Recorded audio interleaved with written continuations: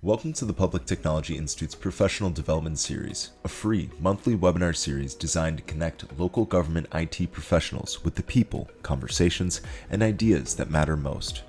PTI is the only national organization dedicated exclusively to supporting local government technology through consulting, education, and a peer-connected community. We help you lead smarter, grow faster, and stay ahead of what's next. In this month's episode, Inside CIO Leadership for Cities and Counties, we will dive into how the CIO role has changed over the past decade and how it has influenced the creation of PTI's newest book. Welcome, everybody, to our third installment on our webinar series from Public Technology Institute. For 2026, we're really focused on showing how people can develop and grow in their careers and really focused on providing value for CIOs and for technology leaders in public sector, kind of a more intimate approach.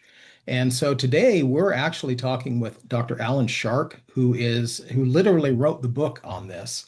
And we're going to be talking about the latest edition, the third edition of CIO Leadership for Cities and Counties, Emerging Trends and Practices. This has been a foundational book in learning and in adopting new practices and examining old practices for public sector technology leaders for decades. And with this latest edition, which serves as the cornerstone for the CGCIO, or Certified Government Chief Information Officer program through Public Technology Institute, it really acts as this centerpiece for conversation and to address not just issues that are persistent in the space, but the emerging issues that are happening now. The things with technology, with politics, with the economy, with culture that affect that job that's such a unique place in the space. So Dr. Shark, welcome. It's great to see you again. It's always a pleasure talking with you. Thanks.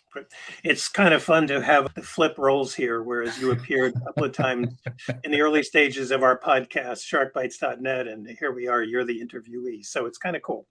Yeah, it feels a little alien. So I am definitely used to be on the other side of this script. But it's always just so great talking with you, Alan. I guess I want to start this off with giving people a little bit of background on the book. So we're on the third edition. Can you tell me a little bit about what got the first edition going and kind of how did this come into play in the first place? Like many great things sometimes happen by accident. And, to your point in the opening statement of this, you said a number of things that are so important to set the stage for our conversation. And that is, why are we doing this? This isn't just for ego and ego's sake of the 22 contributing authors. This is about taking a look at what is the role of the CIO today and how has this transformed over the years. When I first came to PTI many, many years ago, there was a question. I don't think anybody looked at being a CIO, and even fewer had that title, as being that much of a professional as opposed to a mechanic. Someone who could fix things, someone who's always on call, take care of a password that somebody forgot, somebody undoing the blue screen of death, things like that. And it was not looked upon as a professional role. In fact, in the early days, many of the CIOs that were part of PTI would never be wearing a jacket or a tie or anything other than jeans. It's almost as if they had their own uniform and they wanted to make sure that people understood they were different. And they were very proud of that. And they had every right to be proud, but they weren't kind of assimilating in the ways that modern leadership demands. So early on, we determined that we, PTI, would like to kind of figure out how do we help professionalize and make this a profession, make this something that is really much larger than what anybody ever imagined. And I think that's happened. But when we first began, the first thing that came to mind was training. And we thought maybe we should have some kind of a certificate program. And then we thought, no, because there's a difference between a certificate and a certification. A certificate is terrific. It serves many purposes, but there's no expectation for any further learning. For example, those who have a 2-year degree or a 4-year degree or whatever, that's actually a certificate. There's no requirement to go beyond. Certification, like our fire, public safety, police, our nurses, they have certifications, even our CPAs. Any good profession has a certification program, and certification requires recertification, usually every 3 years. You do something to show that you're still in the business. We want that from our airline pilots too, to make sure that there's some measure of proficiency beyond that one-time event. So we started creating something. We looked at the federal CIO stuff that was out there, and then we were halfway through developing a curriculum, and somebody said, well, have you seen what's going on in Florida? And I go, no.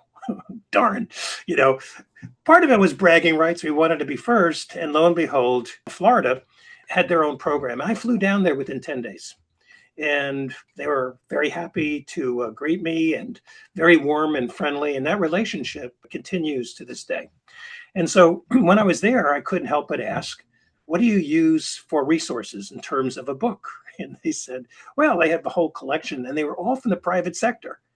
And we know that there are many things that we can learn from the private sector, but that's not the same as people who are in the trenches sharing information about what's really happening beyond theory.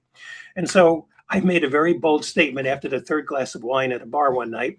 And I said, we will have a textbook. And then as I was leaving, I said, have you talked to North Carolina? And I go, what? And apparently they had a very active program, and Florida had built their program on North Carolina's program at the School of Government at UNC. Well, I went there a month later and met with the principal that was in charge, and I was just blown away how much progress had been made and how come we didn't know about this. But that didn't stop us. There were shortcomings in my mind, and opportunities to build something for the PTI membership is what we did. And our first class actually was with, for those who remember and still in the field, Rita Reynolds, who was then the executive director of CCAP, which was the organization, the technology part of the County Managers Association in Harrisburg, Pennsylvania. And we had a class of 11, and it was all live, and we learned a lot from that moment on, and we've never stopped. But you know what? We had a book in 2009. And that was our first version. So we continue to see the growth in professionalism of the chief information officer, regardless of title. And we're very careful in saying that many people function in that capacity without the title. We know people in New Jersey, for example, that wear 10 hats, and they're like called network administrator. It's criminal.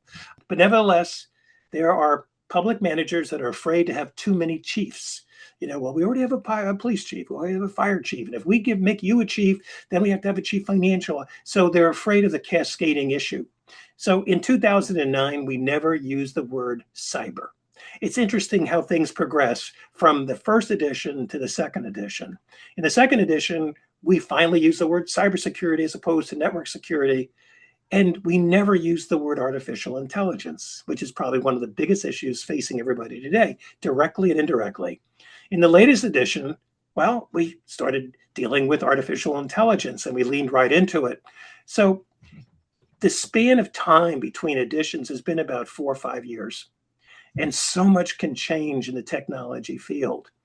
And when we call this the first edition, second edition, that's probably not the right thing we should be calling it, because to me, editions means it's mostly the same with some modifications. Right. When I look at the difference between the second edition and what just came out this month, this book is 99% changed. There's only 2 chapters or 3, but every one of them have been totally revised. And then the rest is all new content based on the evolving curriculum that we have with our CGCIO program and our relationship with Rutgers. We're constantly looking at, we didn't deal with time management before. We didn't deal with emotional intelligence. We didn't deal with change management. None of the other programs did. None of them did. So we've been ahead of the game, I think, in terms of adjusting, leaning in to these cutting edge issues. They weren't dealing with AI in a meaningful way. Those are 4 areas that we have really integrated into the program. So it's been a labor of love. It's had its challenges, but for me, people are buying it, people are reading it. And I think the nice part of it is beyond our CGCIO program, which is the jewel of PTI, is the fact that this is going to libraries and it's available in Amazon throughout the world. So when we check off on the Amazon systems, we're checking off United Kingdom, Australia, we're doing the Europe, other parts of Europe, we have the ability to check off all these things and make these books available and affordable to libraries, and also making sure that they're available as a EPUB reader, in this case, Kindle, so that if someone wanted something immediate, they can get it right then and there. That was a long answer, Darryl. I'm sorry, and we're out of No, time. I love it. I mean, this is the background that a lot of people aren't aware of. Even people that have gone through CGCIO, we never really talk about the history of it and kind of how we got to here. Yeah. And it's the aspect of the book that drew me closest to it was that it's stories from the trenches. That this is not somebody pontificating about what they think it's like to be an IT manager or CIO. And to your point, I feel like CIO or IT executive in the public sector is probably the fastest changing and most dynamic executive role in the public space right now. I mean, there are people that argue that, every discipline has its challenges, and I'm sure, HR, finance, all of them are going through their evolutions, but Sure. nothing as dramatic as what we're seeing in technology, because technology is responsive to all of the changes happening in everybody else's department. And to your point, you have so many municipalities out there that still view IT leadership from a functional standpoint as just keeping the lights on, managing the IT systems. But it is so much more. And you have, people that are functioning as CIOs because they are part of, I look at a CIO as Chief Information Officer is developing the holistic strategy or helping to develop the holistic strategy for the organization. It's not just keeping the lights on. It's not just procurement. It's not just licensing. It is looking at business process. It's looking at major goals and objectives. It's looking at alignment between systems. It's looking at the political headwinds and the political tailwinds. What are the demands from the community? There are all these things that technology must serve now. And so, having a book where you can read a chapter that's written by somebody that has sat in that seat and that knows exactly what you're going through, because it's a lonely position. You and I have talked about this, that executive jobs are lonely. Technology executive is even more lonely because you speak a different language. You're kind of looked at as kind of an outlier amongst the other department heads in a lot of ways. It can be a really challenging thing. So I guess the one of the things I'd love to figure out or to get from you on this is how do you approach your prospective authors on this? Because we have 24 chapters, I believe, in the latest one, and it represents just a dynamic cross section. So these are CIOs from coast to coast, from small municipalities to large metropolitan, from places everybody recognizes to places that nobody would recognize on a map. So how do you go about kind of enlisting these authors? Well, we certainly learned from what we did before. And I think when I look at the first edition, as good as it might have been, and at that time it was because nothing else existed, we just did a call for authors. And we Okay. got what we got. And we talked about, generalities, things we were looking for, but we were timid beggars. We didn't, no one gets paid for this. Nobody, Yeah. myself included. This is a labor of love. And, one of the things that makes tech people somewhat different, well, that's changing, is that a lot of folks in tech, at least then, hated to write. If they could have dictated to somebody or been interviewed, they're fine with that. But they didn't possess the writing skills in 2008 and 7 and when we were developing the book. And that was painfully clear. We were able, in fact, one company actually wrote the chapter for their CIO as one of the suppliers. I thought it was kind of cool. I mean, they weren't putting words in his mouth, but they were putting words together to make things look very intelligent. So it was a learning experience. And, as we watched the curriculum evolve with the CGC. I keep coming back to the CGCIO program because this is the one program that delivers on the promise of what the book is all about, and that is the professionalization that and I'll put my word in there, we are professionals like anyone else. And so when we looked at that, we developed the kind of chapters in the third edition that we wanted. The second book was a little different. We did put things out, but we were again a little timid. This time we weren't timid. This time we said, these are the topics that must be covered one way or the other. And the default would be, if it came to that I would write more than one. And as luck would have it, or maybe not, I wound up with four. But I had hoped that two of them, someone else would have stepped up. They didn't. But we felt that the topics were important enough to put in the book. It would be absolutely missing. And that would be a travesty. So, yes, we had a call for authors that went out 18 months ago, or maybe even more, to all our members and then beyond. And we gave preference to our members. Members always get value first. And then we kind of coax them. We'll help you write. We'll do the editing, those kind of things to make it less painful. We were very clear on the word count. We were clear on what we were looking for in terms of, don't make this a stream of consciousness. Have lots of bullet points. And we require that at the end of every chapter, there be discussion questions. We required that for the second edition, and like 4 people just said, nah. And we went to press anyway. So, yeah, it's a textbook. I mean, it is a textbook. Yeah. And how difficult is it to come up with some discussion questions, anywhere from 5 to 10? Because it's something that can be used in a small group discussion. It could be used in a classroom outside of the CGCO program or within it. So anyway, this book is by far the most professional of the 3. But it's been a learning curve. And now we find that more CIOs actually like to write. Now, maybe they're getting some help from something with initial A and an I. I don't know. But they seem to not, they seem to be more inclined to write than previous generations that we have worked with in the past. And they're very proud. I mean, I was getting calls, one person whose name I will not mention, every month I would get it. Where's the book? Is it out yet? Very friendly. Couldn't wait. And this probably was the first chapter this person has ever written in a book. So it was very exciting, that individual. I would say almost every one of the 22 authors were excited to see it actually come out, because it did take a while. Books always take a long time. It's like giving birth, but more complicated, believe it or not, because everyone writes differently.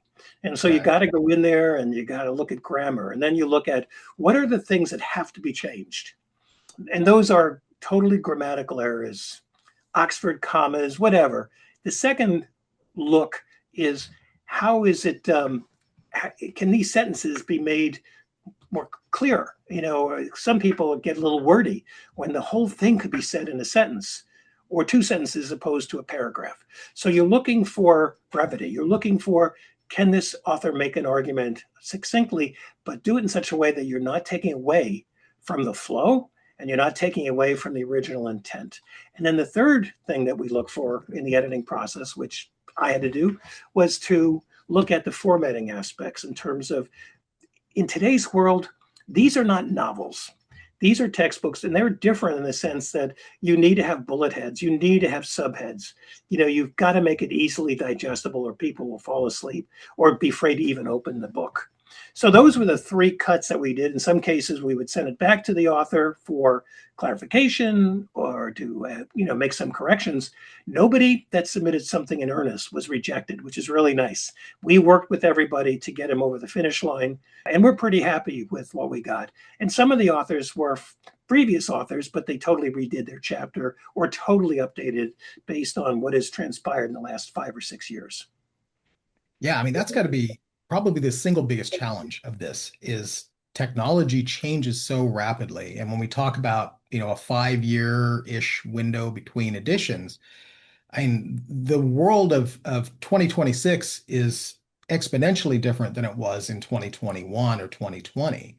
And then compare that to 2019, and you have completely, alien environments. But it's interesting because listening to you and about how authors benefited from this endeavor. Like you say, if nobody's getting paid, it's really an act of love, and it's an act of wanting to give back to the community. But it's also, I think, a reflection of the changes we've seen in what a CIO is, because storytelling has become such an important part of the role. And most people that got into IT did not get into IT to be good storytellers. But when you reach that executive level, I think for every executive, for departments, department heads, for city managers, chief executive officers, the very best out there are really good storytellers, and they can express something, to your point, with brevity and clarity, but in an engaging way that makes you want to follow them, that makes you want to hear what they have to say on it. And, you know, giving CIOs from across the country the opportunity to really craft that into something that has a legacy to it, where it's yes, you're building your skills. Yes, maybe the first, I guarantee you, for most of us, I think you're probably the only person here that has published author behind your name, other than everybody. And I know this was my first foray in this one, but it really forced me to step up my game. It really, because I knew it was going into a book. I knew that people that I respected and that I wanted to leave an impression on were going to be reading this. So I kind of want to talk a little bit about that with in terms of CGCIO and this, that okay, think of this like the Golden Gate Bridge, where we just got through painting and now the side that we started on is weathering again. Like like you said, that there are things we probably would have covered in this had we known 3 years ago what the landscape was going to look like right now. Looking at that from that perspective, where do we start on the next edition? Like, what do you see coming up over the next 5 years that we didn't cover in this, or that we maybe didn't cover as thoroughly as we probably should have or could have? It depends on resources. If you ask me what is ideal may not be practical. And what I mean by that is many of these chapters are insightful. Some are very specific in terms of experience and in terms of here's what you need to do, here's what you need to think. In other words, frameworks to me are very helpful. Storytelling frameworks. How should I take a look at this issue? What are the different angles I should be looking at? But the other part of it is they're all kind of general. And so if you look at this does fit well into the CGCL curriculum. In an ideal sense, I think the one should think about developing a series.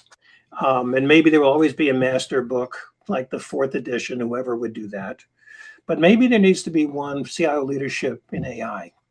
Take the chapter that I contributed and make that into a book with different contributing authors and different sources.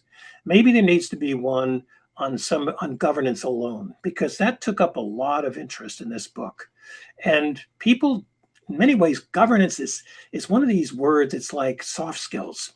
These are two words that don't appear to be strong. And, it's soft skills are probably one of the most important skills in leadership today, but calling them that, and now more people are referring to them as professional skills. So what we call these things is very, very important.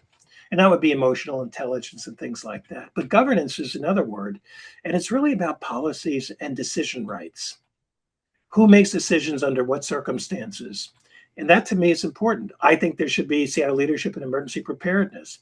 I think we should kind of look at the rabbit holes and take a look at the biggest topics. And I would start with two sources that to me are very instructive. One you had a big hand in when you carried the mantle with Doug Robinson and our sister organization at NASCIO, when you showed PTI's 10 priorities. That to me is a barometer of what people are reflecting, as opposed as what we think, what we feel, which has value, but hearing it and validated from others in the field is very, very important. And then I look at NASCIO's top 10 and seeing how we compare and contrast. That to me could be broken into 4 different major categories, and therefore have more readings, bring in more people. And one thing I want to mention in your previous question, as we got to this one, was yes, people want to give back. And yes, storytelling is important, but it's also very therapeutic for these people. I've noticed that writing helps clarify things that people have been writing. It forces you into a discipline you didn't know you had. And it is very therapeutic in the sense that it makes you delve into topics. It helps you become more organized in thought. Because when we talk, we can just talk. But when you write, you cannot write the way we talk. It's a different style and a different language. And there's a discipline. That's an important skill right there. So long answer, the other should be a 4th edition for sure. But there may be some companion books that go with it. And that maybe even the CGCO program could expand and have other programs that are built along those verticals. And maybe those are certificate programs leading, and you get credit, and you get enough credits that gets you like a third of the way into the CGCO program, which is the master leadership type program. Yeah, I love that. I mean, I love the idea of continually adapting and evolving these programs to kind of, yeah, to your point, looking at where we've been and saying, okay, what could work better and how do we make this more accessible to everybody? How do we make this to where, because yeah, having something come out every 5 years is okay, but having something that comes out on a more regular increment that's smaller, more digestible, more responsive to the moment. Yeah, I get that. That's well, now you got me thinking about that. So we may have to follow up after this and get because this is all new stuff. We have not rehearsed this conversation. And speaking of not rehearsing, we didn't look to see when the actual copyright date was on the second volume, but I think it was. I think we're 10 years out from that edition. I It's want to not five say years. because I think it's 10. I think it's 10. I think we're coming up on the 10th anniversary because I went through the program in 2017. I started in 17, ended in 18, and I was on second edition. And I want to say second edition was relatively new then. That had just been put out. Yeah. So 10 years in Or technology more. It may times. even be more. Since you're going to edit this, I'm going to get the book. Here we go. Here we go. Hold on. My extensive library live on TV. Because this is an important distinction because I think the cycle for re-editing probably needs to be re-examined. Can we wait that long? 2016, 10 years. 10 years. 10 years. 10 years. That was Wow. this way back when. Yeah. Yep. Yep. That's wow. And then, so it would have been, if it started in 2009, it was 7 years before the second edition, and then 10 years. Yeah, you're right. We've got to accelerate this pace. And especially it's more opportunity because to your point, it's interesting when you brought up that writing forces you to discipline your thoughts and feelings. It's such a unique exercise because you're actually thinking about how to think. Yeah. And so my son just turned 18. He's graduating high school this year, and he's asking me, what should I do with college? He sees me, I was in technology, I was in public service, and I tell him humanities. I go, Mhm. humans Yeah. are the most valuable people are going to be the people that know how to think more humanistically, how to frame themselves. Because the one thing, and I've had this conversation with so many people in government, people that still ask my advice, people in through the classes, but it's, what's the role of AI? And what I tell people is the biggest decision that government's going to have to make is not outsourcing humanity to AI. That AI does a lot of things really, really well, and it can take a lot of bureaucratic stuff and it can take a lot of automations off our hands. But it's very tempting because the models of AI out right now mimic humanity. They mimic our speech patterns. To your point, there are people you could write a chapter, you could put a prompt in and probably spit out a nice little chapter, but it's not your voice. Yeah. And you're not going through those disciplines. You're just basically trusting that whatever this LLM is going to represent you well. But I think the value is not the words on paper. The value is everything that goes into formulating that and getting that expression out there and the discipline of writing and rewriting and editing and thinking through, well, is that the best way to say that? Is that what I really mean on this?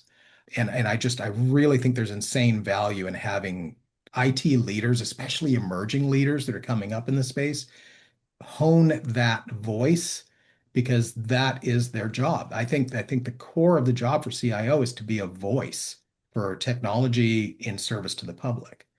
Um, so speaking of which, I noticed recently that you were awarded on this book. Could you talk a little bit about that? I just saw a brief post on it, but I saw that you were recognized. Was it ASPA that recognized you? Yeah. The American Society of Public Administration's section on science and technology in government awarded the 2026 Thought Leader Award. But they were basing it actually on my first AI book. Oh, And that's right. it Yeah. was an AI book, which is in 2024. And the irony is, 2 days later, my newer book came out, which I think is more of a thought leader book because it's all my writings for the last 4 years, but I'll take it. It was a surprise and a nice distinction. So I can say I'm an award winning author, but it's been a fun ride. But getting back to writing, it is a discipline. and it's compatible with speaking, but in today's world, we have to speak many, you use the word different languages to different audiences. And having that outline mentality, knowing that you're with the chief executive and you have only so many minutes, Mhm. you may not have the opportunity to say things the way you would like to in a normal conversation over dinner, over in a bar, over a drink. How do you say what you need to say in 5 minutes or less without that individual losing interest? So it's those kind of things. How can you be more effective? And I think one of the most effective things that more CIOs need to concentrate on is communication skills. 100%. And how do I make presentations? How do I nurture champions? And all those things. So, you wrote the chapter in strategic communications, you know it, you live it, but you're the exception. There are many people who are way too modest. They're afraid to get in front of things and take credit. And I find CIOs, and I can say this, have done a fairly poor job in promoting the successes that they've had. It's like, wow, you've really done some great things. It may not make sense to everybody, but there are ways to tell that story without overly bragging, but still make a point.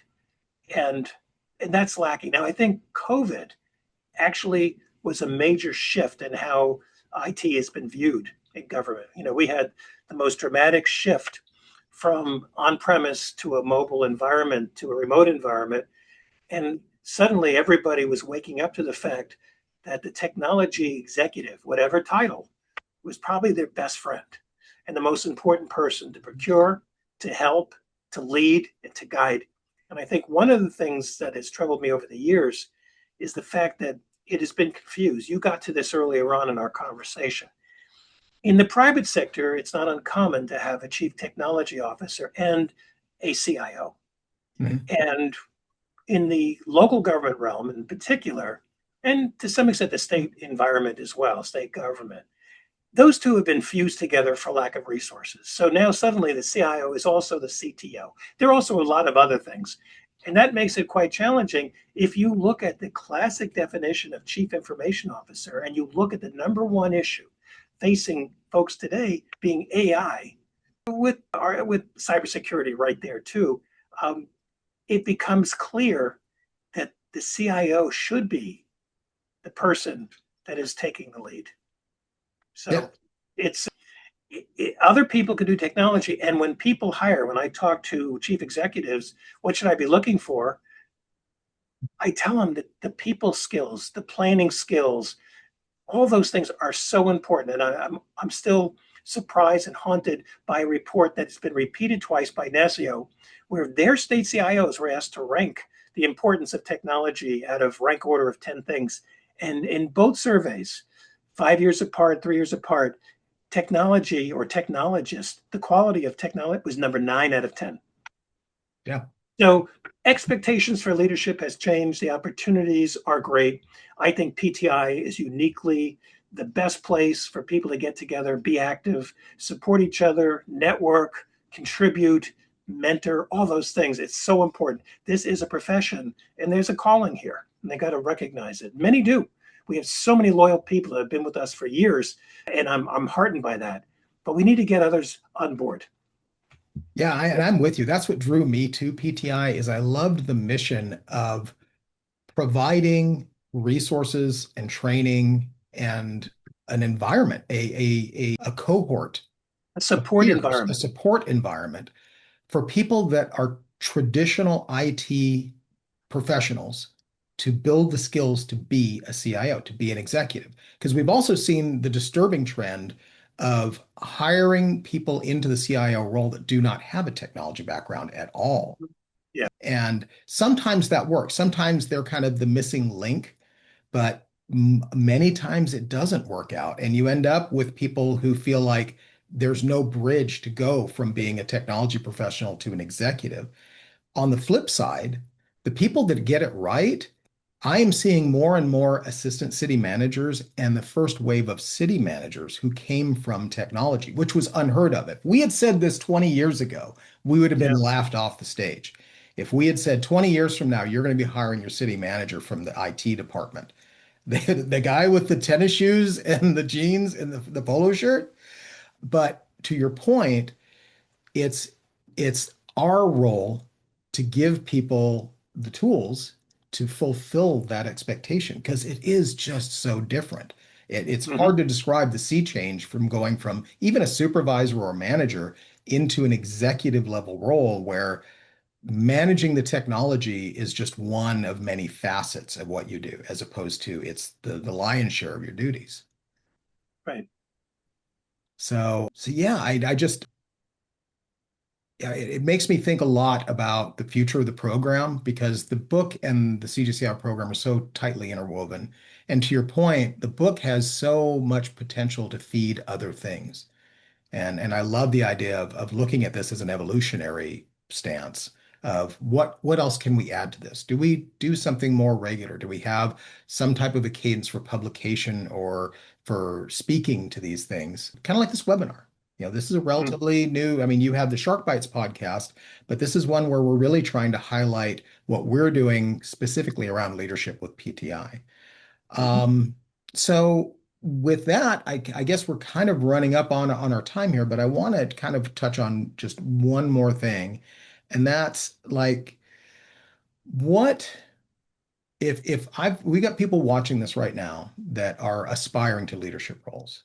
Our audience are probably technology professionals. I would hope so. We may develop young kids following us because it's hip or something like that. But my guess is it's going to be public safety technology or public service technology professionals.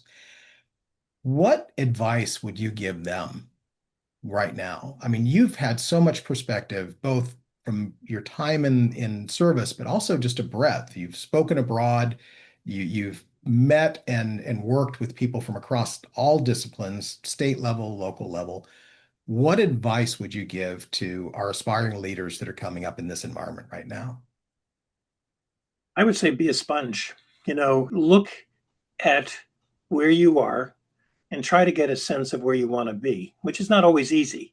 Some people have this way of looking at things, know it when I see it, but it's a lot easier when you have a vision. Like, do you want to be a CIO? Do you want to be the head of GIS? Do you want to be the head of whatever department that's out there? I would, I think my advice would be get a sense of where you want to be and put yourself in the shoes of the people that you either don't like or you like. And what are those qualities that you don't like? And how would you change, how would you deal with those situations that you see? And the same thing is true for those things that you like. What are those qualities? And that's like getting a sense of leadership that works and maybe leadership it doesn't. And as we move up the ranks, we see a little bit of both. I did that in my career. And I remembered it. I said, I don't want to be like that person. Or I do want to be like that person if I only could be half as good as that person, that kind of thing. And the other thing is to make myself invaluable. In other words, don't wait for the promotion.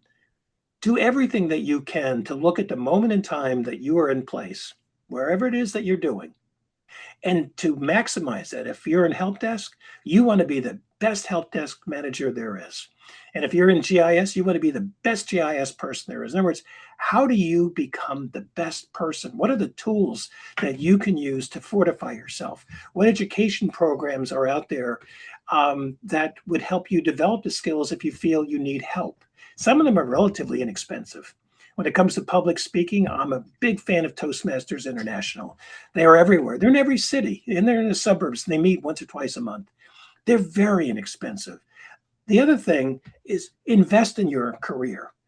Everyone says, well, my government won't pay for any of this stuff, so I'm not going to do it. And the person who gets hurt is that person.